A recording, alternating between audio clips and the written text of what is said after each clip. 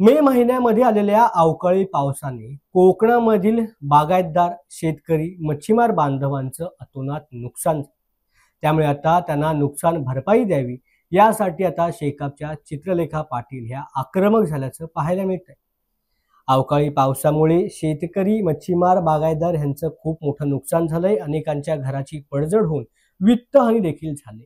सरकारने जिल्ह्यामधील शेतकरी, मच्छीमार, बागायतदार यांचे नुकसानग्रस्तांच्या प्रश्नांकडे गांभीर्याने लक्ष देऊन त्यांना भरपाई द्यावी आणि तातडीने भरपाई देण्यासाठी पावले उचलावीत अशी मागणी शेकाप राज्य मीडिया सेलच्या अध्यक्षा तथा प्रवक्त्या चित्रलेखा पाटील आणि इतर पदाधिकारी यांनी केलेली आहे.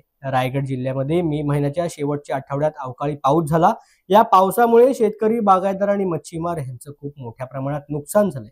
पावसाळी भात पीक लागवड जिल्ह्यामध्ये मोठ्या प्रमाणात केली जाते. अवकाळी पावसामुळे भात पिकांसह आंबा, काजू आणि इतर पिकांची मोठी हानी झाली. वादळी वाऱ्यामुळे 200हून अधिक घरांची पडझड झाली. घरांमध्ये पाणी शिरल्यामुळे घरातील धान्य, विद्युत वस्तू भिजून त्यांचं नुकसान झालंय.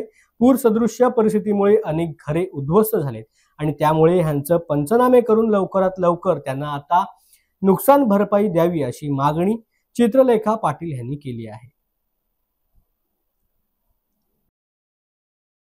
रायगडमध्ये अवकाळी पाऊस पडला आणि त्याच्यामध्ये मोठ्या प्रमाणात शेतकऱ्यांची आणि मच्छीमारांची नुकसान झालं आणि त्याला आज कोणीच त्या मनाने रिस्पॉन्स देत नाहीये. त्यांच्या नुकसान भरपाईबद्दल काही चर्चा किंवा ऍक्शन दिसत नाहीये आणि म्हणून आम्ही सगळे मंडळी खूप चिंतित आहोत.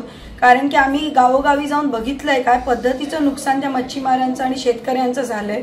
म्हणून आम्ही मीडियाच्या माध्यमातून आज पुन्हा एकदा शासनाला मागणी करतोय की या शेतकऱ्यांसाठी, मच्छीमारांसाठी लवकरात लवकर त्यांचे पंचनामे व्यवस्थित झाले पाहिजे, त्यांना योग्य ती नुकसान भरपाई मिळाली पाहिजे.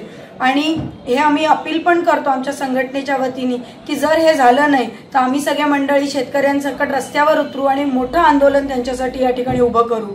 कारण की ती नुकसान भरपाई ही त्यांची हक्क आहे आणि आपण आपल्या अन्नदात्याला विसरून चालणार नाही. त्याच्यामुळे त्याचं जर तो संकटात असेल तर शासनाने त्याच्याकडे धावत जाऊन त्याच्यासाठी त्याला संकटातून बाहेर काढणं फार गरजेचं आहे.